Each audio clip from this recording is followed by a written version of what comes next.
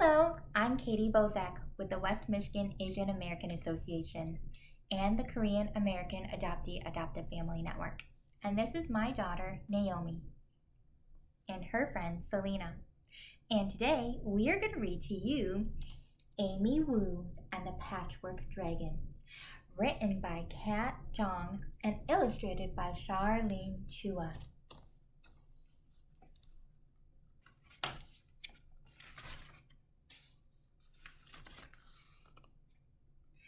During story time, Miss Mary reads Amy's class a book about dragons. Dragons that hoard treasure, dragons that blow fire, dragons that fight knights in gleaming armor. Afterward, she tells everyone to make their own dragons. Make them special, she says. Make them yours. Sam draws a dragon with enormous teeth. He crafts the wings from postage stamps. Willa sculpts a dragon with a big, fat belly. She strings daisies for the tail. Amy paints a dragon with a long, thin body. It has horns like a stag and claws like an eagle. "Are you sure that's a dragon?" asks Sam. "It doesn't look like a dragon," adds Willa. Amy says, "Maybe they're right." Amy scribbles with her pencil and doodles with her crayons. She glues beads to the paper and some to her hair. Bits of dragons emerge. Dragons with shiny green scales, dragons with leathery wings. They look great. They look just like the dragons in Miss Mary's book. But none of them work. None of them feel quite right. These dragons are not the dragons Amy wanted to make.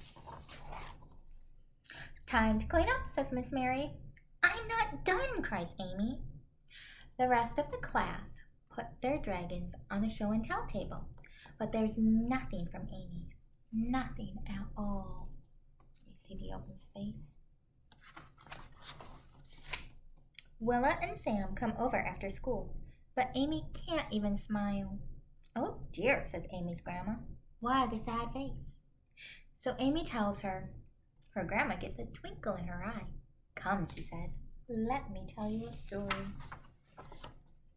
She tells them about dragons that bring down the rain, dragons that are wise and just, dragons that fly without wings. Amy runs to the attic. She remembers where she got the idea for her dragon. She pulls out something green and red and yellow, something with a big, fat snout and golden horns. "A dragon," gasps Sam and Willa. "A dragon," agrees Amy. Amy's grandma puts on the costume's head, and Amy puts on the tail.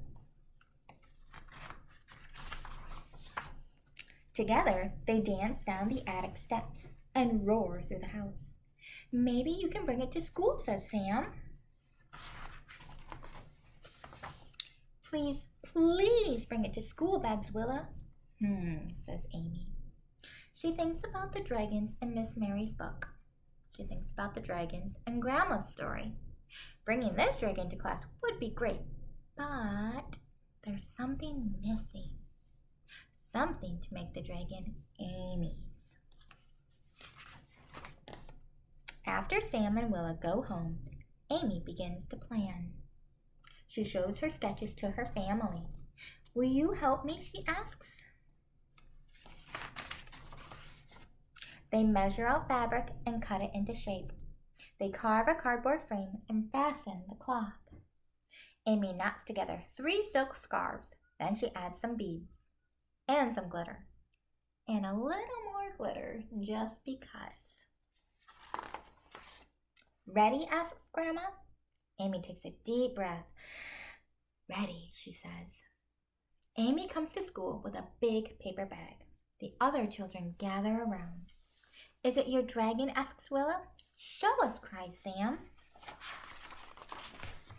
Amy puts on the dragon's head. She invites Willa and Sam beneath the dragon's tail. Together, they dance through the classroom and roar between the desks. Everybody cheers. Miss Mary laughs so hard she can't even breathe. Amy's dragon is red and yellow. It has a big fat snout and golden horns. It has enormous green wings and a tail of 3 silk scarves. And beads and glitter. Lots of glitter. It works splendidly. It feels just right. It is exactly the dragon Amy wanted to make. Can you see her dragon? Can you see her dragon? The end. We hope you enjoyed this story, and we wish everyone a happy Lunar New Year.